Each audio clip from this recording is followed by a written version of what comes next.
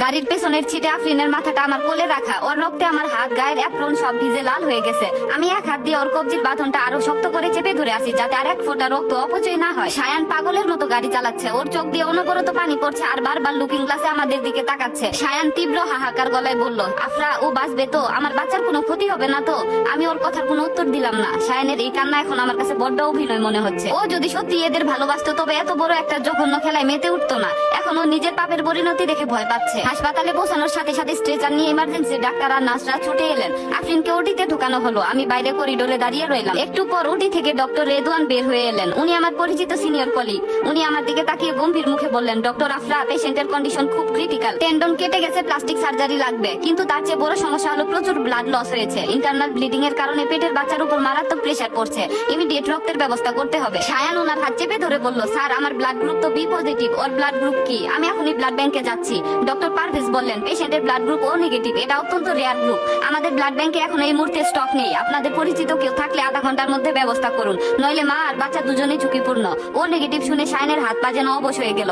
ও দেয়ালে পিঠ থেকে মেঝেতে বসে পড়ল। ও পাগলের মতো ফোন বের করে বিভিন্ন জায়গায় কল করতে লাগলো। কিন্তু এই দুপুরের মধ্যে মুমূর্ষু রোগীর জন্য ও নেগেটিভ রক্ত জোগাড় করা চারটিখানি কথা না। ও নিজের চুলে টান দিতে দিতে ফুপিয়ে কেঁদে উঠলো। ও বুঝতে পারছে ওর একটা ভুলের জন্য আজ দুটো জীবন পৃথিবীর আলো থেকে চিরতরে হারিয়ে যেতে বসেছে। আমি সায়নের এই অসহায় অবস্থার দিকে কিছুক্ষণ তাকিয়ে রইলাম। তারপর ওর সামনে গিয়ে দাঁড়ালাম। অত্যন্ত ঠান্ডা আর শান্ত গলায় বললাম, রক্তের জন্য তোমাকে আর ছটফট করতে হবে না সায়ান। আফরিনের ব্লাড গ্রুপ ও নেগেটিভ আর আমার ব্লাড গ্রুপ ও নেগেটিভ। আমার কথা শুনে সায়ান ঝট করে মাথা তুলে তাকালো। ওর চোখ দুটো বিস্ময় আর অপরাধ বোধে বড় বড় হয়ে গেল।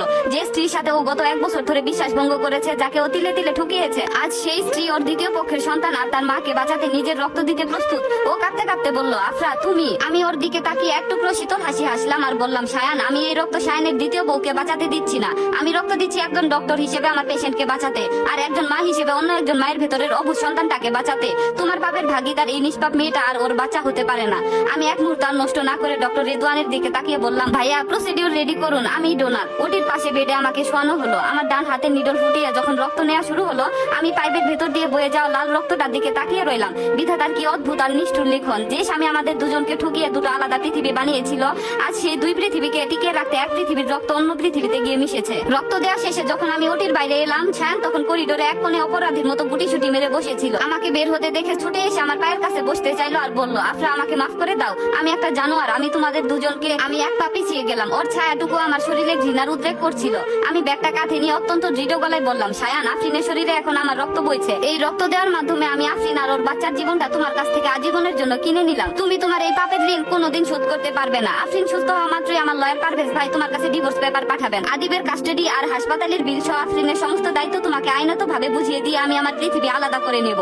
সায়ান পাথরের মতো দাঁড়িয়ে রইল। ওর মুখ থেকে কোনো শব্দ বের হলো না। ও বুঝতে পেরেছে ও দুটো নৌকা তো বাঁচাতে পারলোই না, উল্টো মাঝ নদীতে দাঁড়িয়ে ও এখন সম্পূর্ণ একা আর নিঃস্ব। রক্ত দেওয়ার পর শরীরটা বেশ দুর্বল লাগছিল, কিন্তু মনের ভেতর যে মানসিক জোর কাজ করছিল তার থেকে এই শারীরিক ক্লান্তি কিছুই না। ওটি থেকে আফরিনকে যখন ভিআইপি কেবিনে শিফট করা হলো, ডক্টর রেদওয়ান এসে পিঠ চাপড়ে বললেন, টাইমলি ব্লাডটা পাওয়ায় মা আর বাচ্চা দুজনে এখন out of danger. Afra you did a great job. আমি একটা স্বস্তির নিঃশ্বাস ফেললাম। কেবিনের দরজার কাছ দিয়ে তাকালাম। আফরিন তখনও আচ্ছন্ন হয়ে শুয়ে আছে। ওর চোখে মুখে এক পৃথিবীর ক্লান্তি, আর সায়ান করিডোরে এক কোনায় অপরাধীর মতো দাঁড়িয়ে আছে। ও আমার দিকে আসার সাহস পাচ্ছিল না, শুধু দূর থেকে হাত জোর করে কৃতজ্ঞতা জানাচ্ছিল। ওর এই চোরের মতো চাউনি দেখে আমার শুধু করুণাই হলো। পরদিন সকালে আফরিনের জ্ঞান পুরোপুরি ফিরলো। আমি রাউন্ডে যাওয়ার বাহানায় ওর কেবিনে ঢুকলাম। সায়ান তখন কেবিনের বাইরে দাঁড়িয়ে ছিল। ওকে আমি ভেতরে ঢোকার অনুমতি দেইনি। আমাকে কেবিনে ঢুকতে দেখে আফরিনের ফ্যাকাশে চোখের কোণ বেয়ে জল গড়িয়ে পড়লো। ও নিজের ব্যান্ডেজ করা হাতটা নিয়ে বিছানায় উঠার চেষ্টা করতে আমি ওর পাশে গিয়ে বসলাম। ও আমার একটা হাত শক্ত করে চেপে ধরে হু হু করে কেঁদে উঠলো। আফরিন বলতে লাগলো, ম্যাম আমাকে মাফ করে দিন। আমি জানতাম না সায়ান বিবাহিত। আমি যদি জানতাম ওনার একটা সুন্দর সংসার আর একটা বাচ্চা আছে, আমি কখনোই ওনার জীবনে আসতাম না। আমি আপনার কাছে অপরাধী ম্যাম, আপনার সাজানো সংসারটা আমি। এসব বলে আফরিন কান্নায় ভেঙে পড়লো। ওর পুরো শরীর কাঁপছিল। আমি ওর মাথায় হাত বুলিয়ে দিলাম। ওর চোখের জলটা আলতো করে মুছে দিয়ে অত্যন্ত মায়াবী গলায় বললাম, কেঁদো না আফরিন, শান্ত হও। তোমার পেটের বাচ্চার উপর চাপ পড়বে। আর একটা কথা সবসময় মনে রাখবে, তুমি আমার কাছে কোনো অপরাধ করোনি। তুমি পরিস্থিতির শিকার। এখানে শব্দ সায়ানের। ও নিজের লোভ আর চতুরতা দিয়ে আমাদের দুজনকে অন্ধকারে রেখেছিল। তুমি তো সরল বিশ্বাসে ওকে ভালোবেসেছো, তাই নিজেকে আর অপরাধী ভেবো না। আমার কথা শুনে আফরিন আরো বেশি অপরাধ বোধে ভুগতে লাগলো। ও বলল, ম্যাম সায়ানের দেওয়া ওই ধানমন্ডির ফ্ল্যাট, টাকা পয়সা কিচ্ছু আমার চাই না। আমি সুস্থ হয়ে টাঙ্গাইলে আমার বাবা মার কাছে চলে যাব। এই পাপের ছায়া আমি আমার সন্তানের উপর পড়তে দেব না। আমি আফরিনের হাত দুটো নিজের হাতের মুঠোয় নিলাম। ওর চোখের দিকে তাকিয়ে দৃঢ় মমতাময়ী গলায় বললাম, না আফরিন তুমি কোথাও যাবে না। আমি চাই তুমি সায়ানের কাছেই থাকো, তোমার সন্তানের জন্য। সায়ানের প্রতি আমার সমস্ত ভালোবাসা, শ্রদ্ধা আর অধিকার কাল রাতে শেষ হয়ে গেছে। আমি সায়ানকে ডিভোর্স দেওয়ার ব্যবস্থা করবো। পারভেজ ভাই অলরেডি পেপারস রেডি করেছেন, কিন্তু আমি কখনোই চাই না তোমার নিষ্পাপ বাচ্চা পৃথিবীর আলো দেখার আগে তার বাবাকে হারাক। বাবার অধিকার থেকে ও কেন বঞ্চিত হবে? আফরিন স্তব্ধ হয়ে আমার দিকে তাকিয়ে রইল। ও যেন বিশ্বাসই করতে পারছিল না যে একজন প্রথম স্ত্রী এত উদার হতে পারেন। আমি ওর ব্যান্ডেজ করা হাতের উপর আলতো চাপ দিয়ে বললাম, শায়ানের উপর আমার আর কোনো দাবি নেই। আইনি ভাবে আদিবের পুরো কাস্টাডি আর শায়ানের সম্পত্তির একটা বড় অংশ আমার আদিবের নামে লিখে নিয়ে আমি শায়ানকে আজীবনের জন্য মুক্তি করে দিচ্ছি। শায়ান এখন থেকে শুধুই তোমার আর তোমার বাচ্চার। তবে আফরিন, তুমি আর এই ভুল দ্বিতীয়বার করবে না। আমাকে কথা দাও, নিজের জীবন শেষ করে দেওয়ার মতো বোকামি আর কোনোদিন করবে না। সবসময় মনে রাখবে তোমার শরীরে আরেকটি প্রাণ বড় হচ্ছে, তোমার এখন শক্ত হতে হবে। আফরিন আমার হাতে চোখের জল ফেলে মাথা নাড়লো। ও ফিসফিস করে বলল, আমি কথা দিচ্ছি ম্যাম, আমি আর কখনো ভেঙে পড়বো না। আপনার এই রক্তের ঋণ, এই উপকারের ঋণ আমি সারা জীবন শোধ করতে পারবো না। আমি কেবিন থেকে বের হয়ে এলাম। করিডোরে শায়ান দাঁড়িয়ে ছিল। ও আমার সামনে এসে অপরাধী গলায় বলল, আফরা, তুমি কি সত্যি আমাকে কোনোদিন মাফ করবে না? আমি আফরিনকে ওর বাসায় রেখে আবার তোমার কাছে। থামো শায়ান, আমি হাত তুলে ওকে থামিয়ে দিলাম। তোমার এই দুই নৌকায় পা দেওয়ার স্বভাবটা আর গেল না। আফরিনের শরীরে এখন আমার ও নেগেটিভ রক্ত বইছে। ও শুধু এখন তোমার স্ত্রী নয়, ও এখন আমার বাঁচিয়ে রাখা একটা বোন। ওর সাথে আর কোনোদিন প্রতারণা করার চেষ্টা করলে ডক্টর আফরা কি করতে পারে তা তোমার ধারণার বাইরে। ভালো থেকো শায়ান, তোমার দ্বিতীয় পৃথিবীকে এবার আগলে রেখো। আমি হাসপাতালের করিডোর বেয়ে মেন গেটের দিকে হেঁটে গেলাম। দুপুরের চমৎকার রোদ এসে আমার মুখে পড়লো। আমার কাঁধ থেকে যেন মস্ত এক বড় পাথর নেমে গেছে। শায়ানকে আফরিনের কাছে সঁপে দিয়ে আমি হেরে যাইনি, বরং একজন মা হিসেবে, একজন নারী হিসেবে আমি জিতে গেছি। গাড়ি স্টার্ট দিয়ে আমি ড্রাইভারকে বললাম, মায়ের বাসায় চলো, আদিবকে নিয়ে নিজেদের বাসায় ফিরবো। আমার আর শায়ানের 7 বছরের সংসার হয়তো খুব শীঘ্রই কাগজে কলমে শেষ হয়ে যাবে। হাসপাতাল থেকে বের হয়ে যখন মায়ের বাসায় পৌঁছালাম, তখন আদিব সোফায় বসে কার্টুন দেখছিল। আমাকে দেখে ও দৌড়ে এসে জড়িয়ে ধরলো আর বলল, আম্মু, এতক্ষণ কোথায় ছিলে তুমি? বাবা কোথায়? ছেলের কপালে একটা চুমু খেয়ে ওকে শক্ত করে বুকে চেপে ধরলাম। এই নিষ্পাপ মুখটার দিকে তাকালে আমার ভেতরের সব ক্লান্তি কর্পূরের মতো উড়ে যায়। আমি মনে মনে নিজেকে বললাম, আফরা, তোমাকে এখন আদিবের জন্য আরো শক্ত হতে হবে। বিকেলের দিকে আমি যখন আদিবকে নিয়ে আমাদের নিজেদের ফ্ল্যাটে ফিরলাম, তখন দরজার লক খুলতে বুকটা কেমন যেন ফাঁকা হয়ে গেল। এই সেই ঘর যেখানে 7টা বছর শায়ানের সাথে গুছিয়ে সংসার করেছি, কিন্তু এখন চারদিকের দেয়ালগুলো যেন আমাকে বিদ্রুপ করছে। আমি আদিবকে ওর রুমে পাঠিয়ে ফ্রেশ হয়ে ড্রয়িং রুমে এসে বসলাম। ঠিক তখনই কলিং বেলটা একটানা বেজে উঠলো। দরজা খুলতে দেখলাম শায়ান দাঁড়িয়ে আছে। ওর চুলগুলো উস্কো খুস্কো, চোখ দুটো লাল হয়ে ফুলে আছে, গায়ে শার্টের হাতা দুটো কসলানো। হাসপাতাল থেকে আফরিনকে ডিসচার্জ করিয়ে ও সরাসরি এখানে ছুটে এসেছে। আমাকে দেখে ও পাগলের মতো ড্রয়িং রুমে ঢুকে পড়লো এবং আমার হাত দুটো চেপে ধরে ডুকরে কেঁদে উঠলো। আমার এই আকস্মিক শূন্যতা ও যেন কিছুতেই সহ্য করতে পারছে না। শায়ান বলল, আফরা, আমি শেষ হয়ে গেছি, প্লিজ আমাকে এভাবে তাড়িয়ে দিও না। আমি এই পরিণতি জীবনও আশা করিনি। আফরা, আমি একটা জঘন্য ভুল করে ফেলেছি, আমাকে মাফ করে দাও। শায়ান সোফার পাশে হাঁটু গেড়ে বসে বাচ্চাদের মতো কাঁদতে লাগলো। ওর এই কান্না দেখে আমার এতটুকু মায়া হলো না, বরং তীব্র এক ঘৃণা জন্ম নিল। আমি ঝটকা মেরে ওর হাত থেকে নিজের হাতটা সরিয়ে নিলাম। হালকা চিৎকার করে অবজ্ঞার গলায় বললাম, তোমাদের মতো পুরুষের কাছে সব সম্ভব শায়ান, আমার সামনে আর এত অভিনয় করতে হবে না। শায়ান আমার পা জড়িয়ে ধরার চেষ্টা করলো আর বলল, এটা অভিনয় না আফরা, আমি আদিবকে ছাড়া কিভাবে থাকবো? আদিবকে না দেখলে আর আদিবও থাকতে পারবে না আমাকে ছাড়া। আমার ছেলেটাকে ছাড়া আমি এক মুহূর্ত বাঁচবো না। ও আমার কলিজা, তুমি আইনি ভাবে আমার থেকে ওকে কেড়ে নিও না।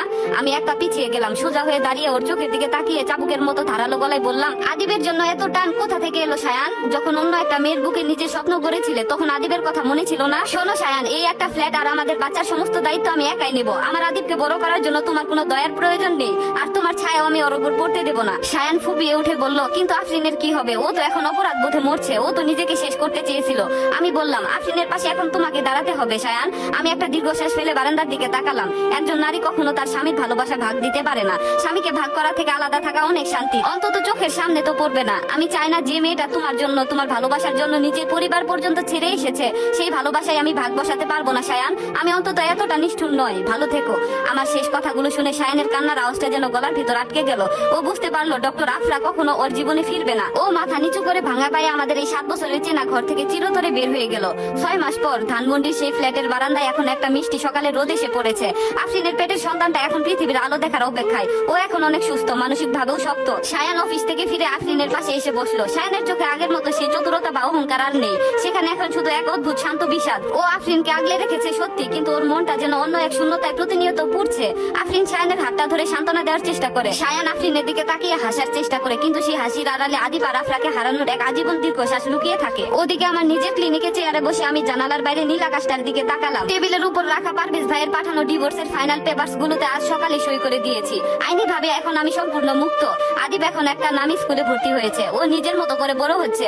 আমার একদিনের চেনা পৃথিবীটা ভেঙে চুরমার হয়ে গেছে সত্যি, কিন্তু অন্য এক অসহায় মেয়ের পৃথিবী আজ আমারই দেওয়া রক্তে বেঁচে আছে। স্বামীকে অন্য নারীর সাথে ভাগ করে প্রতিদিন তিলে তিলে মরার চেয়ে নিজের আত্মসম্মান আর সন্তানকে আদীপকে বুকে নিয়ে মাথা উঁচু করে বাঁচা অনেক বেশি শান্তি। বিকেলের চমৎকার রোদে গাড়ি স্টার্ট দিয়ে আমি স্কুলের দিকে রওনা হলাম আদীপকে আনতে।